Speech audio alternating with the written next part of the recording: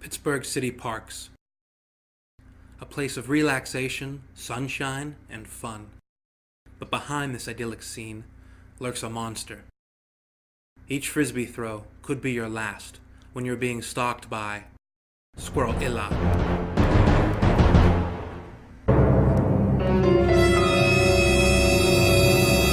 Dr. Baltimore Portleroy heads the Pittsburgh Center for Squirrilla Research, PCS. I have devoted my entire life to Squirrilla tracking, Squirrilla zoology. The whole sole focus of the Institute is the study of Squirrilla. And we are dedicated to what the preservation of Squirrilla, the non-invasive study of the animal. Let's go over certain sightings, certain signs of a basic Squirrilla sighting.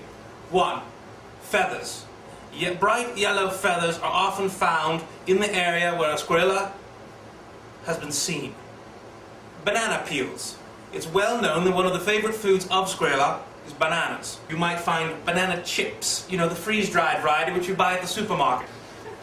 There's also footprints. Sometimes those of as if an ostrich, a large bird, was let loose, and other times large, like mammal tracks, or those of a beaver, sometimes this long. Yes. I found many different places, many different footprints, measuring in length from anywhere from 6 inches to 32. So, Squirrilla is not a new creature. When the first European settlers arrived here in western Pennsylvania, the natives, the indigenous people, the Native Americans, they were already talking about squabe. Squabe is, as far as I can tell, the same creature as Squirrilla. It has the large bushy tail and the appearance of like a gorilla, and some have chicken feet, some have large beaver feet. This is a noble, ancient creature, on akin to the Sasquatch, the Bigfoot, the Yeti. This was taken in 1996 on Arbor Day here in Pittsburgh. What you have here is the Squirrilla in a tree. You can see here the gorilla head, and there the squirrel-like tail. This footage was taken by picnickers in the park. Of course, they were scared out of their wits and ran away, and they only have this footage, which is very unusual for this creature at the time of year this was taken. 1, 2, 3 digits on the hand, 1 thumb, 2 fingers.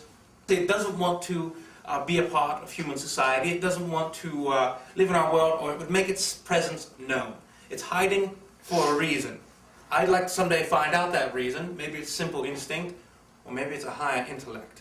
So people often ask me, why don't we find more evidence? The city parks are not that big. They don't cover that much space. Why aren't we seeing feathers all over the place? Well, we do find feathers, but droppings, that's the big question. Why don't we find more droppings in the city parks? I think it's completely obvious why we're not finding more Squirrilla droppings all the time. Obviously, he's a civilized animal. I don't need to say anything else. Field researchers at the center discover startling evidence just feet from headquarters. An enormous track. Is this proof of Squirrilla, or just a very big bird? The PCS will study this information further.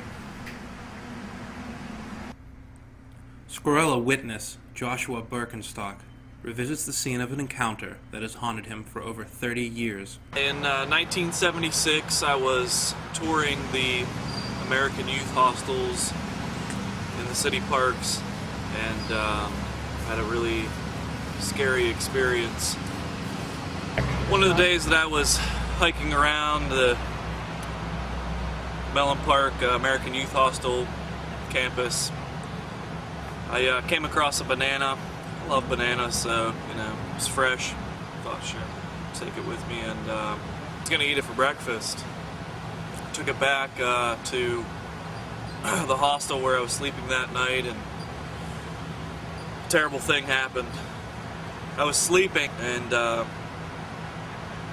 near the window, I heard some noises, and I couldn't believe what I saw.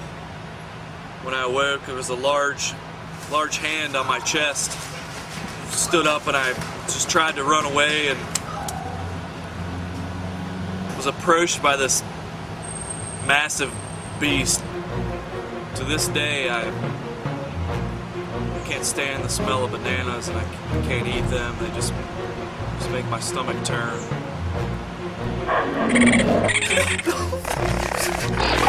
Please, man, come on! No! Help! Somebody help me!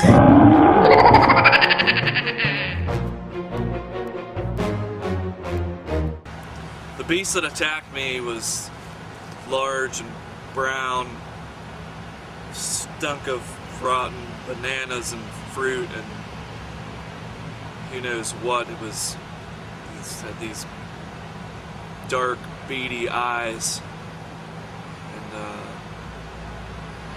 it was just a violent creature. I think it did have a tail, yes. Long, brown tail.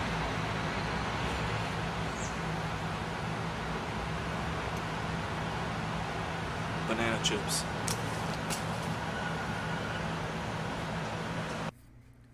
Does something haunt the city parks? Are witness reports accurate? And what of the smell of banana bread? Further investigation will be necessary.